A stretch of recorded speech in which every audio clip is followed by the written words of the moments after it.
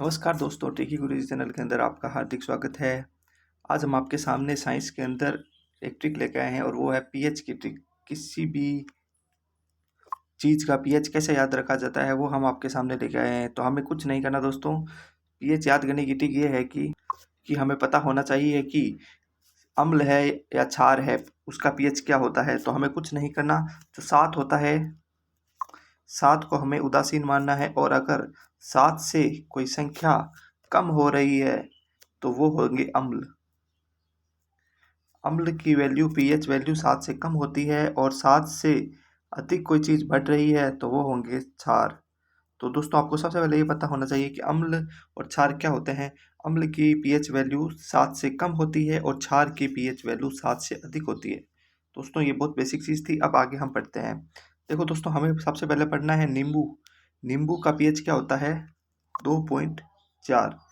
अब आपको नींबू का पीएच कैसे याद रहेगा? आपको कुछ नहीं करना, आपको ये पढ़ना है। आप जब मार्केट जाते हो तो आपकी मम्मी क्या कहती है कि आप अपने साथ 2-4 नींबू ले आना। मम्मी क्या कहती है कि आप अपने साथ 2-4 नींबू ले आना।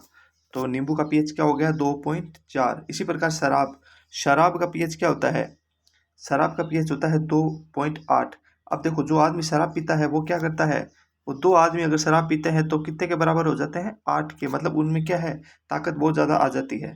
तो शराब का पीएच याद करने की ट्रिक है 2.8, मतलब 2 आदमी 8 के बराबर हो जाते हैं। इसी प्रकार सिरके को याद करने की ट्रिक है सिरका। सिरके की ट्रिक होती है 3। अब एक है, उन तीनों ने मेरा क्या है? सिर खा गए, मतलब उन तीनों ने मेरे को बहुत ज़्यादा पका लिया या मुझे बहुत ज़्यादा परेशान किया। उन तीनों ने मेरे सिर खा गए। तो इस प्रकार सिरके से आप कर सकते हो 3। अब आगे बढ़ते हैं। एक होता है जल और एक होता है नमक। इसको आप ऐसे याद रख सकते हो कि जल और नमक ये दोनों है ना, साथ होते हैं। दोनों साथ होते हैं। तो आप इसको ऐसे याद रख सकते हो कि जल और नमक दोनों साथ होते हैं। तो जल का भी साथ हो गया और नमक का भी साथ हो गया। अब पूछ लेंगे आपको कि समुद्री जल का क्या होता है पीएच? समुद्री जल का पीएच होता है 8.5। अब आपको इसको याद कैसे रखना है कि जब हमें नॉर्मल जल पीते हैं वो हमें क्या है? पच जाता है। परंतु समुद्री जल हम कभी भी पीते हैं वो हमें क्या करता है? पचता नहीं है। ठीक है। अब पचता नहीं है मतलब क्या है? 85। तो 85 को आप क्या कह सकते हो? 85 से क्या बना? पचता। पचता मतलब समुद्री जल क्या करता है? पचता नहीं है। उम्मीद करता हूँ मेरी ट्रिक आपको बहुत शानदार लगी होगी। फिर आगे मानव लार। मानव लार का पीएच क्या होता है दोस्तों? 6.5 से 7.5। अब आप इसको याद कैसे रखोगे कि मानव लार का पीएच कितना होता है?